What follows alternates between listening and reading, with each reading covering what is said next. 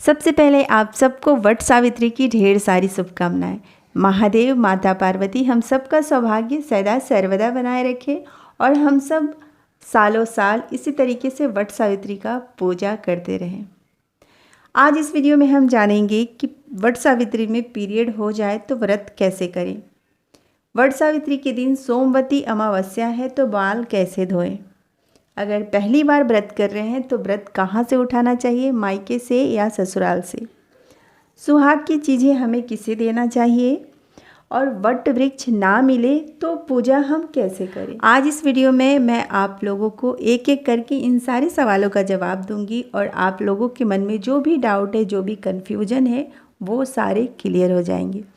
ओम नमः शिवाय। दोस्तों, कैसे हैं आप सब। मैं आशा करती हूँ मेरा परिवार बहुत ही अच्छा होगा। मैं मोनी आप सबका मेरे चैनल मोनी पूजा विधि में स्वागत करती हूँ। देखिए दोस्तों, हर सुहागन महिलाओं के लिए वट सावित्री का व्रत बहुत ही ज़्यादा खास होता है। वट सावित्री का व्रत हर सुहागन महिलाएं अपने पति की लंबी आयु के लिए करती और यही प्रार्थना करती हैं कि जिस तरीके से माता सावित्री ने अपने पति के प्राणों की रक्षा की, उसी तरीके से हर सुहागन भी अपने पति की प्राणों की रक्षा कर और अपने पति की लंबी आयु के लिए प्रार्थना करें। तो सबसे पहले हम बात करते हैं कि इस साल 2025 में वट सावित्री का व्रत कब मनाया जाएगा। तो देखिए, इस साल 2025 में 26 मई दिन सोमवार के दिन वट सावित्री का व्रत मनाया जाएगा। अब जो सबसे बड़ा सवाल होता है मेरी माताएं और मेरी बहनों का, वो ये है कि दीदी पीरियड में वट सावित्री का व्रत कैसे करें। तो ध्यान से सुनिएगा इस वीडियो को, आप लोगों के सारे सवालों का जवाब मिल जाएगा। सबसे पहली बात देखिए, वट सावित्री का जो व्रत है वो पूरे साल का व्रत होता है और शास्त्रों में कहीं ये वर्णित नहीं है कि आप पीरियड के दौरान पूजा पाठ नहीं कर सकते। जो पीरियड है वो भी भगवान का दिया हुआ ही है।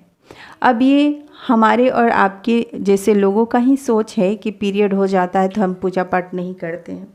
हाँ, नहीं करना चाहिए। जब आप डेली घर में पूजा पाठ करते हैं तो आपको पूजा नहीं करना चाहिए, लेकिन ये पूरे साल का व्रत है, वट सावित्री का व्रत है और इसकी पूजा करना ही करना है, क्योंकि इस वट के बारे में ऐसा बोला जाता है कि वट सावित्री के दिन जो वट वृक्ष की पूजा करती है, तो जिस तरीके से वट वृक्ष की जड़ें अटूट है, उसी तरीके से पति पत्नी का प्रेम और पति पत्नी का रिश्ता भी अटूट रहता है।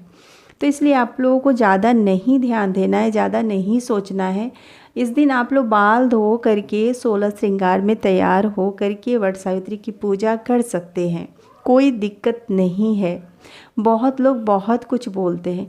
देखिए, अगर ऐसा होता तो कामाख्या मंदिर के बारे में हर कोई जानता है, वहाँ तो प्रसाद ही चढ़ावा चढ़ता है इन सब चीज़ों का, इसलिए इसमें ज़्यादा नहीं ध्यान देना है। अगर आपको इसी दिन पीरियड हो जाता है या फिर 2-3 दिन हो भी गए हैं तो भी आप बाल धो करके वट सावित्री की पूजा कर सकते हैं अच्छे से तैयार हो करके। अब दूसरा सवाल ये है कि इस दिन है सोमवती अमावस्या, तो इस दिन बाल कैसे धोए। तो इस दिन आपको बाल धोना है सूर्योदय से पहले ब्रह्म मुहूर्त में, यानी 4 बजे उठ करके आप लोग बाल धो लीजिएगा। अमावस्या के दिन बाल नहीं धोना चाहिए।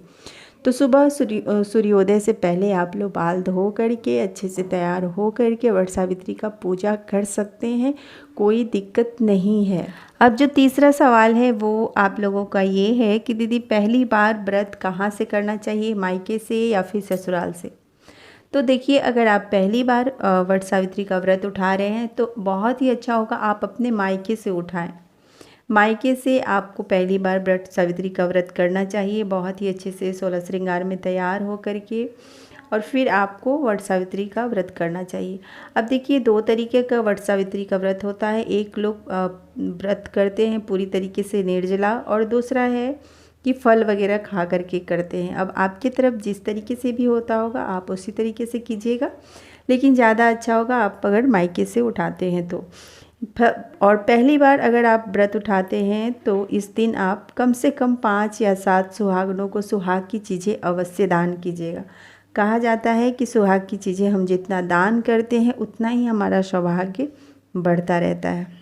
तो ये हो गया आप लोगों का सवाल का जवाब मैं आप लोगों को दे दी। अब जो दूसरा सवाल है कि सुहाग की चीज़ें हमें किसे देना चाहिए। तो जो भी सुहागन महिलाएं हैं उन्हें आप सुहाग की चीज़ें दे सकते हैं। अगर आपके घर में कोई सुहागन है तो उनको भी आप दे सकते हैं, घर में नहीं है तो आप मंदिर में भी दे सकते हैं। वट सावित्री के पास जब हम व्रत करने जाते हैं तो वहाँ भी बहुत सारी सुहागन रहती हैं, वहाँ भी आप सुहाग की चीज़ें दे सकते हैं। अब जो लास्ट सवाल है वो है कि वट वृक्ष ना मिले तो पूजा कैसे करें। तो देखिए, वट सावित्री के दिन हमें किसी भी तरह का नुकसान वट वृक्ष को नहीं पहुंचाना चाहिए, क्योंकि इस दिन इस वृक्ष पे माता सावित्री का वास होता है। इसलिए आप लोग एक दिन पहले ही कहीं से भी खोज करके वट वृक्ष की टहनी ला करके घर में बाल्टी में पानी डाल के या फिर किसी गमले में रख दीजिएगा और फिर आप लोग पूजा कर सकते हैं। घर पे भी बहुत ही अच्छे से आप लोग पूजा कर सकते हैं। नहीं तो अगर आसपास कोई वट वृक्ष है तो वहाँ भी जा कर के आप लोग पूजा कर सकते हैं। इस व्रत को लेकर के बहुत सारी जो मेरी बहनें हैं वो एक ही सवाल में डरी हुई हैं कि दीदी पीरियड हो जाए तो पूजा कैसे करें।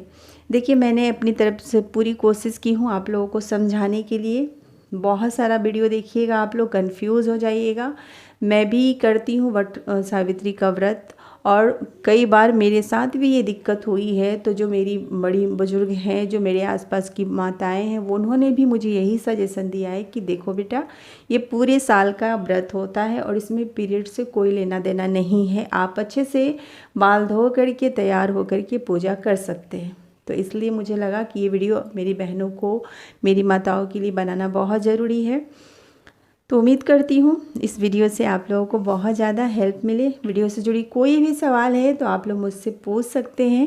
वीडियो अच्छी लगी तो लाइक कीजिए, चैनल को सब्सक्राइब कीजिए और आप लोग अच्छे से वट सावित्री का व्रत मनाइए। माता पार्वती हम सबका सौभाग्य बनाए रखे। आप लोग हमेशा खुश रहिए, स्वस्थ रहिए, हंसते रहिए, मुस्कुराते रहिए। हर हर महादेव।